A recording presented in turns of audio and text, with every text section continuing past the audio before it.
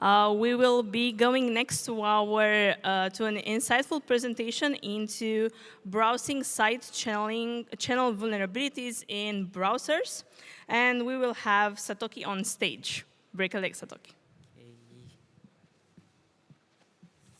Thank you, Test. And, hello, everyone, and welcome to my talk, Browser Side Channel Vulnerabilities, discovering the installed apps via URL protocol handlers. Today, I'll show you how protocol handlers can accidentally expose sensitive data in ways stealthy, fast, and dangerous. Okay, the first my introduction. I'm Satoki Tsuji, and I'm Japanese. My English is not perfect, so please feel free to use a simple word when asking your questions. I work in the security engineers. My focus area are web security, AI security, and penetration testing about red teams.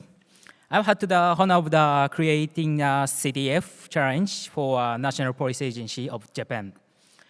You can find me at X at Satoki00, and I'm also on GitHub and LinkedIn for me. Okay, let's dive in and take a look at some stealthy side channel vulnerabilities. Have you ever seen the popped up when you click the link with odd-looking URLs? That's exactly when I want to start with. Basically, the kind of the popped up show up when your browsers detect the special URL schemes, and you can try it your own browser right now. On the left, there's an open button, on the right side, and cancel buttons. And this is where we begin with today the targets, the URL protocol handlers. Okay, URL protocol handlers let you browser launch the apps based on the URL scheme. For example, click the mail to links, open your email client. Clicking the MS settings link can launch the Windows setting apps. This one, left side are the schemes, and the right side launch the applications. It's a convenient, but that's a convenience that comes with the hidden risk. Most of the operating system, any apps can register the custom URL scheme. For example, Steam might open the Steam games, and the Zoom meeting, Zoom MTG, could launch the Zoom meeting applications. You can even create your own funny scheme like the Satoki 00. Just be writing it to the registry, pointing this application past. Whatever that comes after double slash and pass the apps on arguments. This kind of flexibility is great for usability, but I found it can also be abused to leak information. So why is this useful to attackers? If they can figure out whether a certain protocol scheme exists on your systems, they can guess which apps you are installed. And that's the core ideas behind the attacks I'm going to show you today. Okay, imagine a victim that visiting a malicious website, maybe from the phishing links. As soon as they land on the page, the attackers script quietly check for Steam schemes. If the site detects the scheme is installed, it instantly knows the visitor of probably gamers. With that knowledge, the attacker can show fake overlay pop-up that looks like Steam games, maybe in the Steam login and Steam account security checked. Since the victims actually use Steam, they are more likely to believe it real.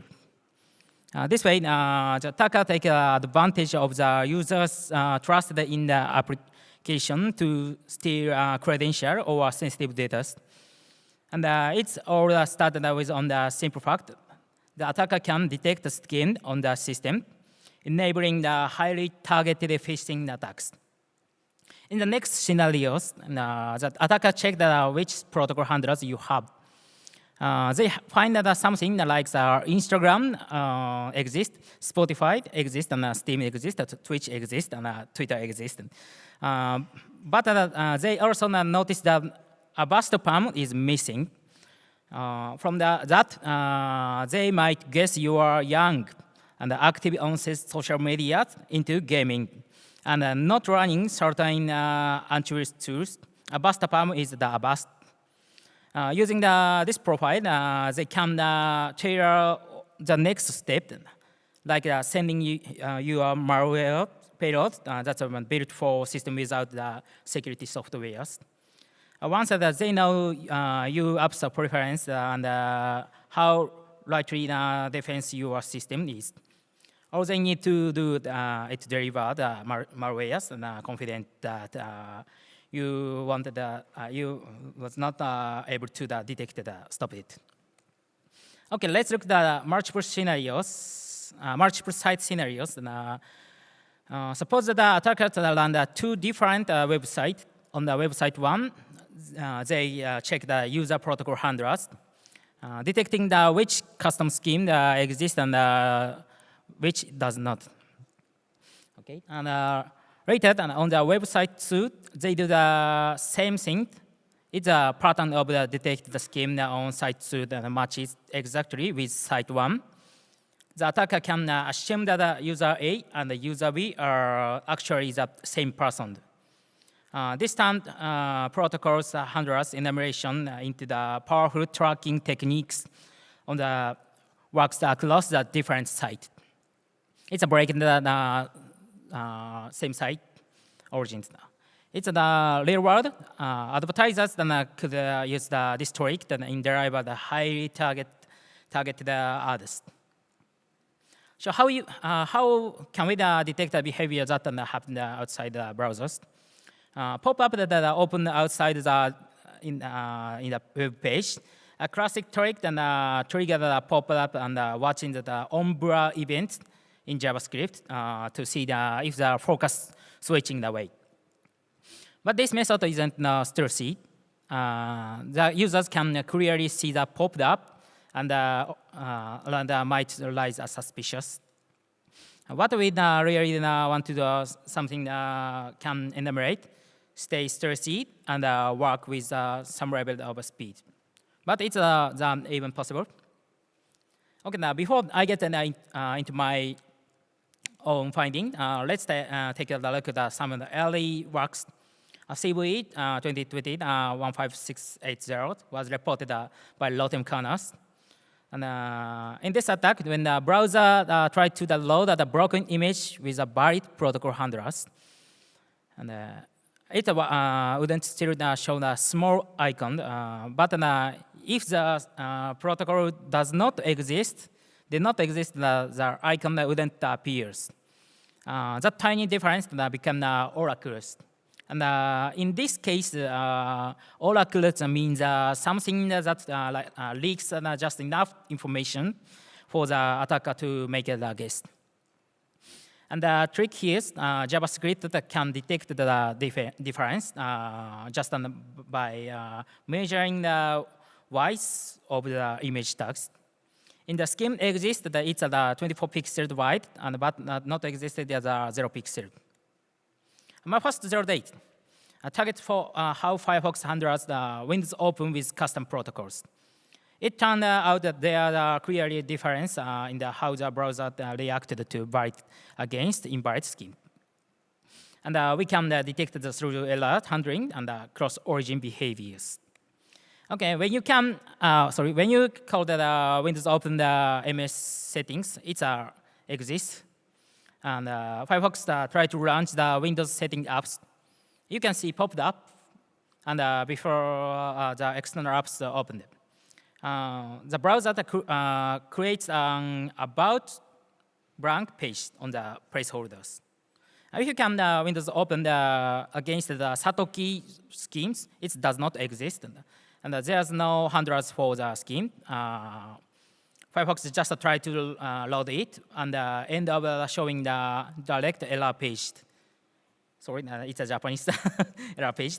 This difference launching the apps where the versus not launched, hitting the error can detect it using JavaScript. For the valid protocol like the MS settings, we get about blank, and it's a script accessible. This one, the first one. But if the protocol is invalid, like the Satoki, we get the cross origin error instead. By checking whether the error occurs, we can figure out if the protocol is installed. The only difference is kind of the page we get, error page or about blank.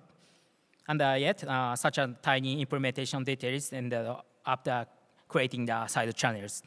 Not developer didn't expected that.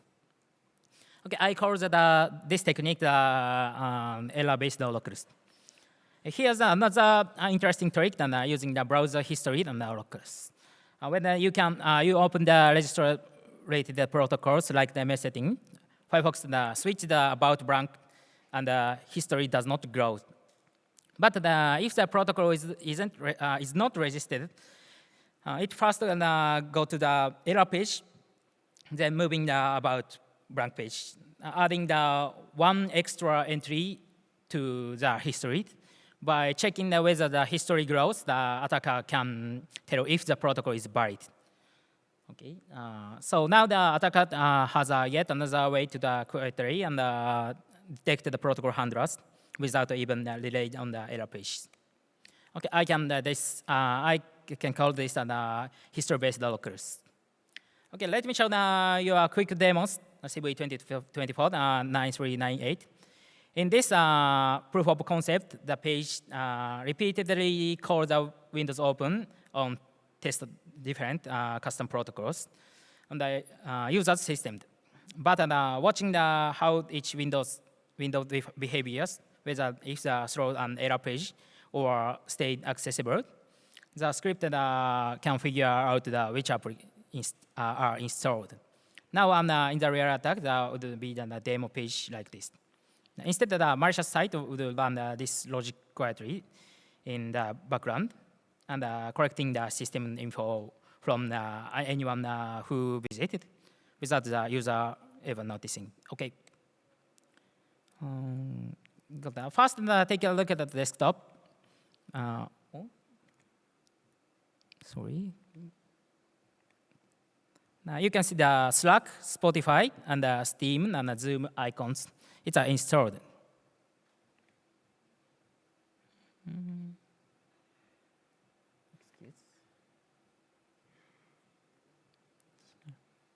Does not play the demos.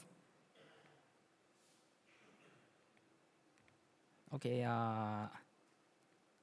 Sorry, it's a trouble.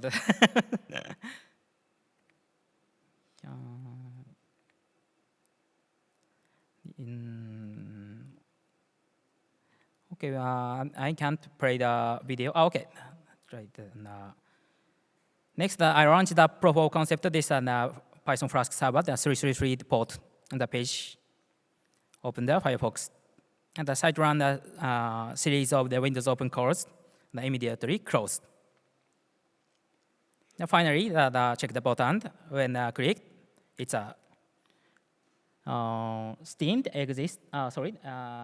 Slack exists, and Spotify exists, and Steam exists, and Zoom MTG exists. And it's matching the installed icon. Okay. Some of you might have noticed that using the Windows Open is not exactly stealthy, since I created a visible pop-up. There's a quieter way to do the same thing. Instead of opening the new Windows, the attacker can use the iframe to perform the protocol enumeration. Even more interesting, the sandbox attribute on iframes, which let you block the all pop-up completely.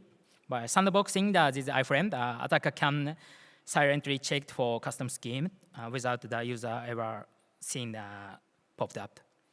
Okay, now let's move to my second zero date, CV 2024-5690.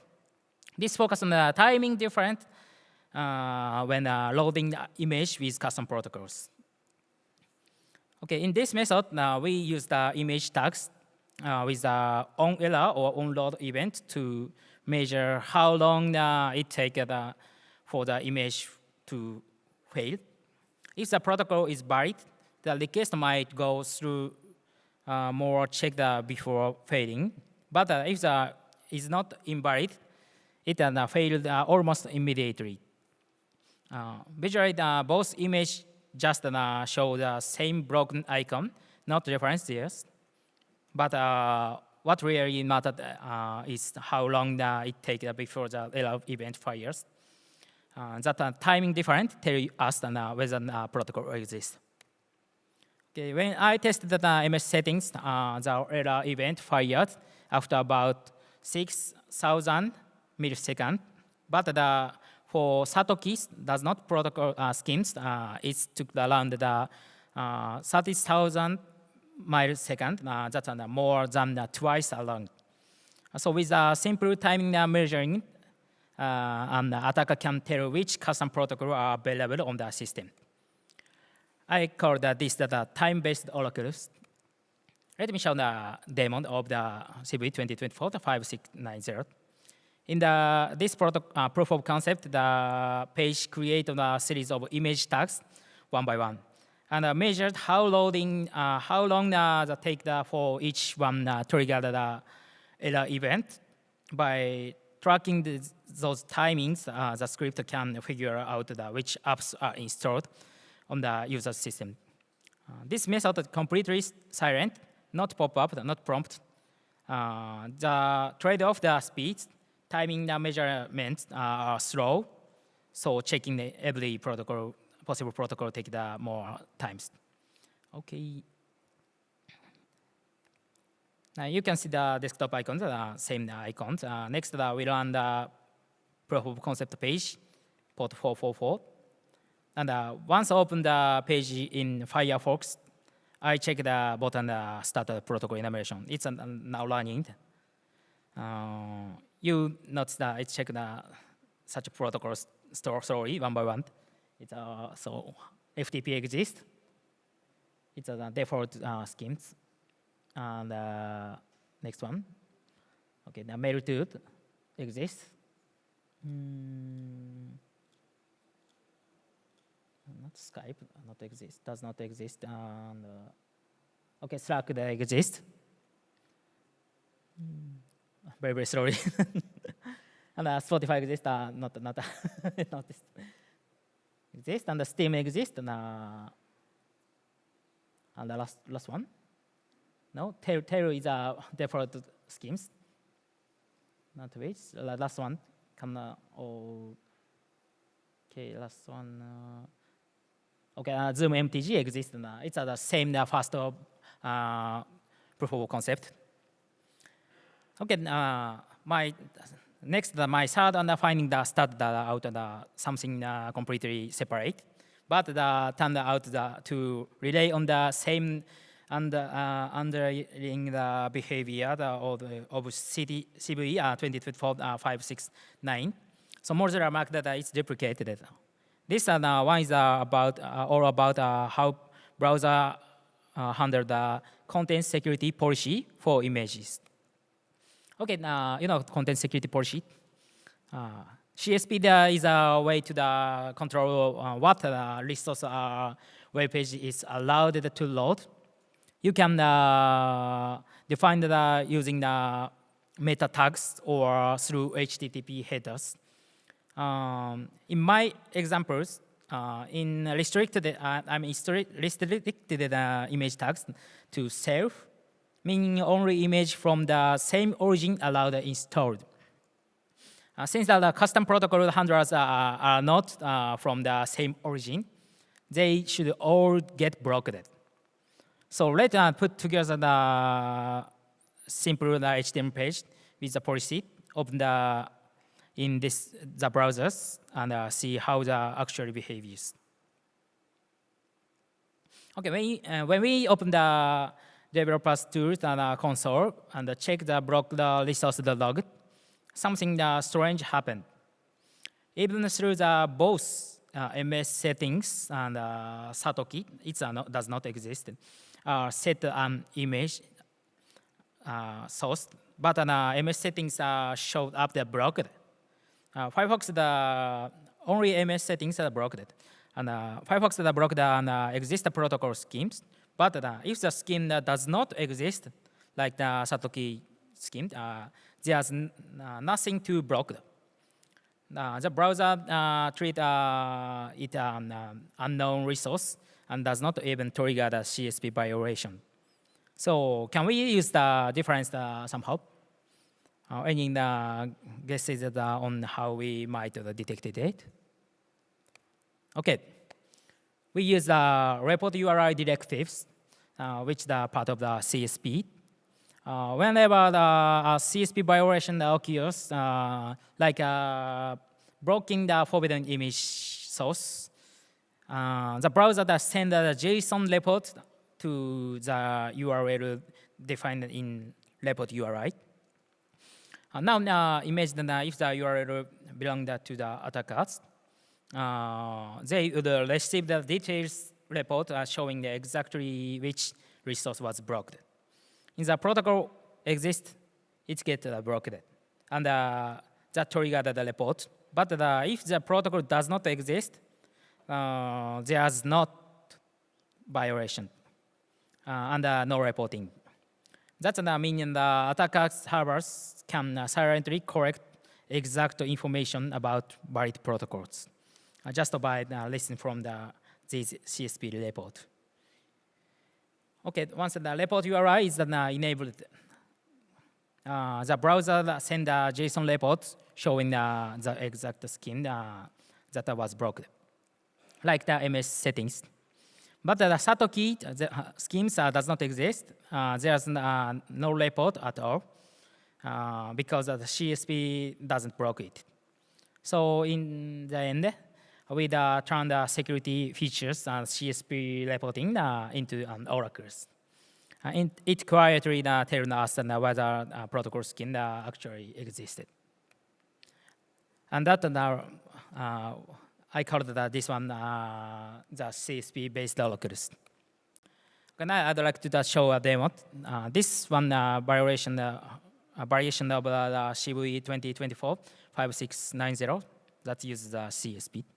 Modular consider it overlap with the time-based oracle approach. So it's marked as a duplicate. I don't know. Okay.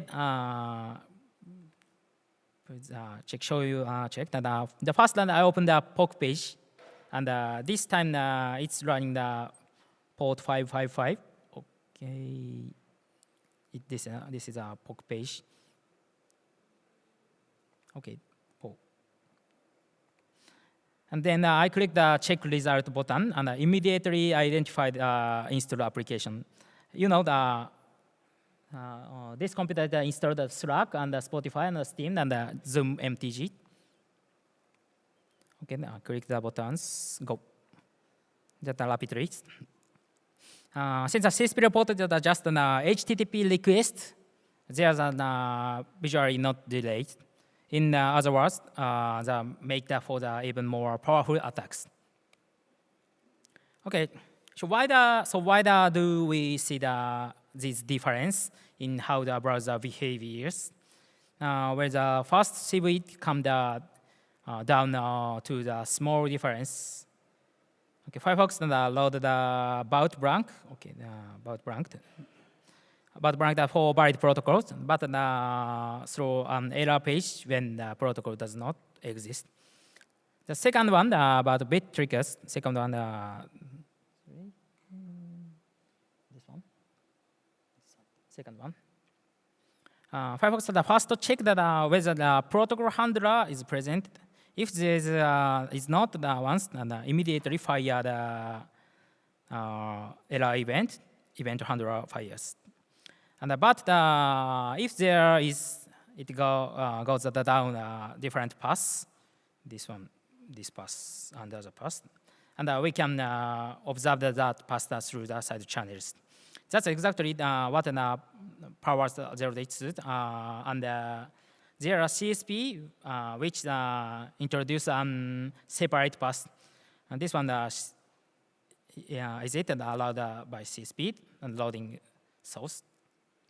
Because of the optimization, Firefox may skip some CSP logic when it knows the protocol does not exist. Watching so that skip is what led us to 0-day streak. Okay, now there are probably many other clever way to detect the protocol handlers beyond what I showed today. And excited to see what you might came up with, especially if the bounty of the 500 to $1,000 waiting for you. Welcome to the world of the browser side channel wars. Okay, now and just quiet note: Tor disable our protocol handlers by default. So this trick does not really works for tracking Tor user of default settings. Okay, I'd like to give a special thanks to the following people. Lotem Kaunas for the original concept that sparked this research. ST98 for the inspired timing-based detected method. And Peter Udai for his stealthy iframe techniques that shaped the part of the attack flow. And Yuichi Sugiyama is the same one. Thank you.